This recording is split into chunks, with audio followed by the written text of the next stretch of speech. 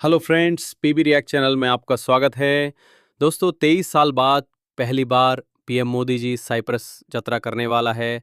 सुनते हैं इस यात्रा के दौरान क्या-क्या होने वाला है। और दोस्तों, वीडियो अच्छे लगे तो लाइक और शेयर ज़रूर करना। चलिए वीडियो स्टार्ट करते हैं।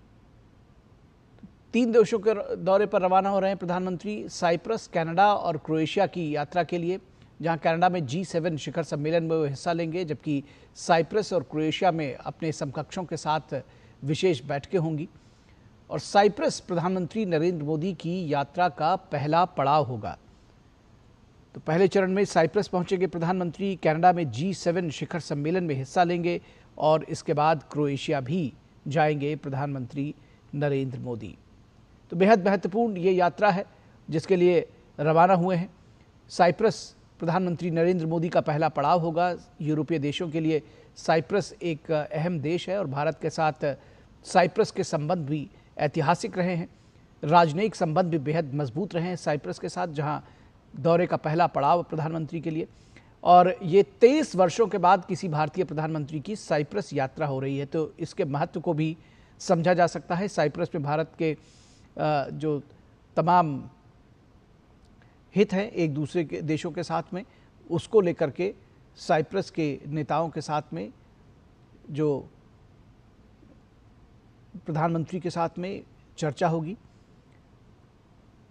और भारत साइप्रस के संबंध ऐतिहासिक और राजनयिक रहे हैं। क्षेत्रीय वैश्विक कूटनीति को नया आयाम देगी प्रधानमंत्री नरेंद्र मोदी की जो ये यात्रा है।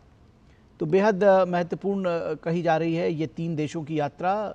साइप्रस पहला पड़ाव है।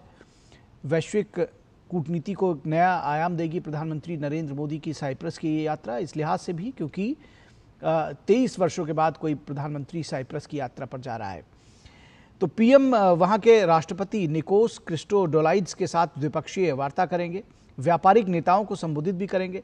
और उसके बाद सोमवार को प्रधानमंत्री साइप्रस से कनाडा के लिए रवाना होंगे, कनाडा जाएंगे और वहाँ पर G7 शिखर सम्मेलन का आयोजन किया जा रहा है और उसमें प्रधानमंत्री हिस्सा लेंगे। पीएम की इस सम्मेलन में ये लगातार 6ठी भागीदारी होगी। पीएम G7 देशों सहित आमंत्रित देशों के नेताओं और वैश्विक संगठनों के शीर्ष अधिकारियों के साथ विभिन्न मुद्दों पर चर्चा करेंगे। तो जो तमाम इंटरनेशनल ऑर्गेनाइजेशंस हैं उनके प्रमुख भी इस G7 शिखर सम्मेलन में मौजूद होंगे, जिनके साथ प्रधानमंत्री नरेंद्र मोदी की 1-to-1 डायलॉग्स होंगे, द्विपक्षीय वार्ताएं होंगी। और इसके साथ ही साथ पीएम की कई द्विपक्षीय बैठकें होंगी। G7 शिखर सम्मेलन के साइडलाइंस पर भी जो आमंत्रित देश हैं उनके नेताओं के साथ में, और G7 शिखर सम्मेलन से जो जुड़े के जो देश हैं, जो 7 देश हैं, उनसे भी प्रधानमंत्री नरेंद्र मोदी की वार्ता होगी। तो बेहद महत्वपूर्ण ये कहा जा रहा है सम्मेलन। प्रधानमंत्री नरेंद्र मोदी लगातार 6ठी बार इस सम्मेलन में हिस्सा ले रहे हैं। और यात्रा के तीसरे चरण में प्रधानमंत्री 18 जून को क्रोएशिया गणराज्य पहुंचेंगे।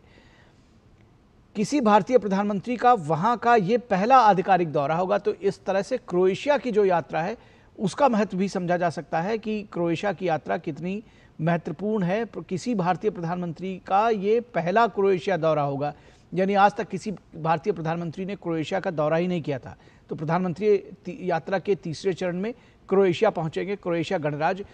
और पीएम अपने समकक्ष आंद्रेज प्लेनकोविक के साथ क्रोएशिया में द्विपक्षीय वार्ता करेंगे। तो कुल मिलाकर बेहद महत्वपूर्ण और व्यस्तताओं से भरा रहने वाला है प्रधानमंत्री नरेंद्र मोदी का यह दौरा। पहले साइप्रस, फिर कनाडा और अंत में क्रोएशिया का दौरा करेंगे प्रधानमंत्री।